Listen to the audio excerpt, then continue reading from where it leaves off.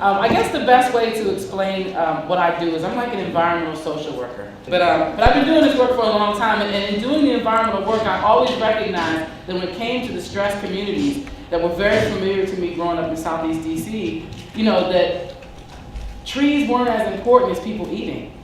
And trees were not as important as safety. Granted, in the larger scheme of things, trees are extremely important.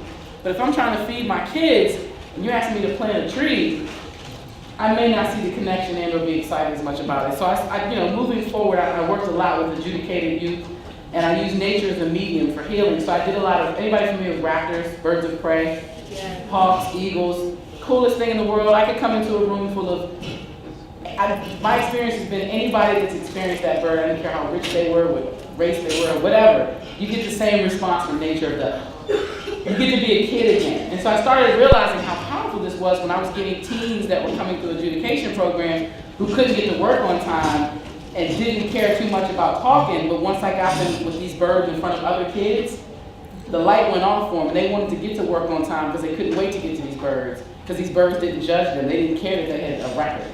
And then also they started wanting to read more, because when the kids would ask them questions that they didn't know about the owls, they were motivated to figure that out. And so like I said, I realized early on the power between nature and just healing communities, stressed communities. But a lot of times these environmental organizations, that goes outside their mission. They're not social workers. And most of the people in the conservation movement, at least again that I'm familiar with, don't come from poverty. So they have a really hard time understanding the lens of what people are really going through. You come in and assume that kids woke up in a bed. You assume that somebody kissed their forehead on the way out the door. You assume they had breakfast. And a lot of times, that's not the case with some of the communities, at least that I've served.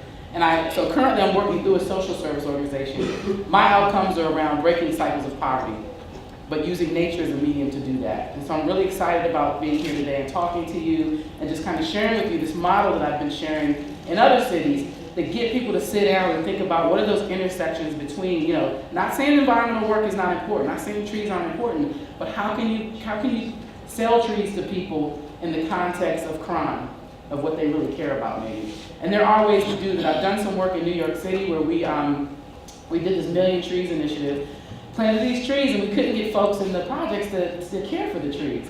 But when we started saying you can name this tree in honor of somebody that's died, they were right on it. They were right on it. They care for that tree because death is sacred to us all. Again, it's that neutralizer. I don't care how much money you have, care where you're from, you can't buy away cancer.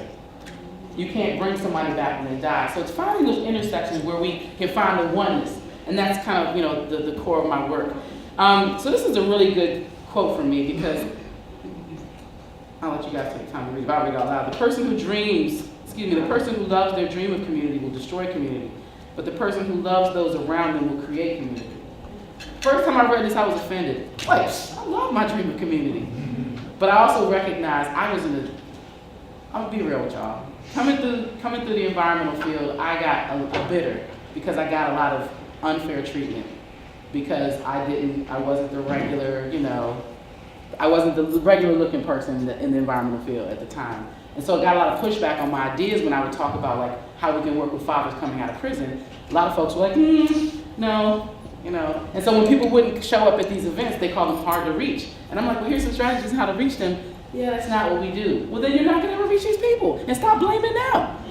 You know what I'm saying? So I got bitter, and I was not hating, but I was just angry at the people around me. And I was sitting there and I read this and I was offended. And I was like, well, wait a minute. Just a few minutes ago, I was feeling anger toward this lady. And I was like, what, Akiima, it's going to make you have to be the bigger person. You get tired of being the bigger person. But that's what we have to do.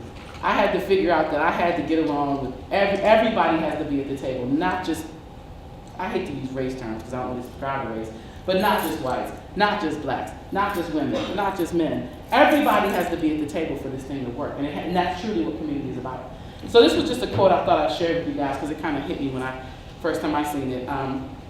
So the word environment has dual meanings. If I said, Akiima's an advocate for her environment, okay. But if I said Akiima's a product of her environment, you kind of think a little bit different, right? But it's the same environment.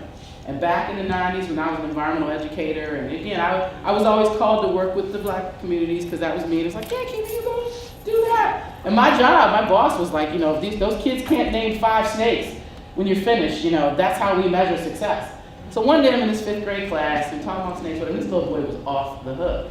So I go to the teacher and I'm just kind of like, is everything okay? She was like, oh, he saw his mom get her arm broken this morning when I went out the door, but he'll be okay. Right.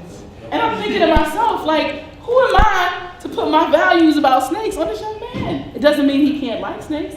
It doesn't mean he doesn't get excited about snakes. But he got some other stuff in his mind right now. And as a kid, he couldn't communicate that. So again, he gets misread, labeled, he'll be all right, you know. So I just, those kind of experiences really intrigued me to where I figured out, I was trying to figure out how can I still talk about snakes but help this young man. I can't fix his problem at home, but I think, again, exposure to nature and just taking advantage, looking at all of the components that make up our environment, not just those snakes, but the violence in the home, the crime on the streets, the trash on the ground, and the beautiful things like the church on the corner or the library, you know. But looking at all these things and where are those intersections.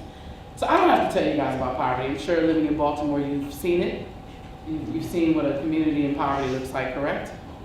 Some of the same sort of elements that happen. And I would always bring this back to the environmental groups. I would say, okay guys, can we acknowledge poverty as a problem? Oh yeah. If you look at the number of kids in poverty, there's a very good chance that a kid that you're working with is in or around poverty, right? And if that's the case, and we know what poverty can do and the elements that make up an environment in poverty, why are we doing things differently? Why are we providing food to these kids? You know, again, you come back to these groups, it's like, well, that's not our mission. And it's just kind of like, okay, we're still not making up in the dots. So I'm not going to go too much in here because I wanted to make this a very interactive session and not just about me. But so what we're going to do is, I've taken that on the wall, you'll see the word environment, and I've broken it into these 4 cross sections. Social issues, social assets, physical issues, and that last one I have to write over here in a brighter pen color, but it says physical assets. And so when I say social issues, I mean what are the things in the community that are issues? So here's some examples up here. I've gone to countless cities across the United States, primarily folks that are working with folks in low-income situations, and these are the repeated issues. I don't want to assume this is going on here, but these are typical things that go on in the communities affected by poverty or low income. Unemployment, issues around safety, quality access to education, equality, access to food. These are just some samples. So what I'm going to do shortly is come over here, go over to the wall, and I'm going to ask you for some of your feedback. And what I want to do is, and we can just, you guys are from, I guess, a broad section of places in Baltimore, in and around Baltimore, correct? Okay. So what I'll do is we'll just generalize Baltimore, social issues, social assets, physical issues, and physical assets. I'm going to write down what you say. And then you're going to look at each of those and you're going to pick your top one for each of those and write it on your cards. And if you can, write social issue and what your top social issue is. Either it's something you can relate to or something you really want to figure out, like how can I touch on that? Like I want my work to touch on that. Or that's something that affects me and I want to do something about it. Social assets, you'll pick your top social asset. Same thing for physical issues, same for physical asset. And then we're going to change the dynamics of the room. And you guys ever been speed dating? Probably not. We're going to do a kind of speed dating system.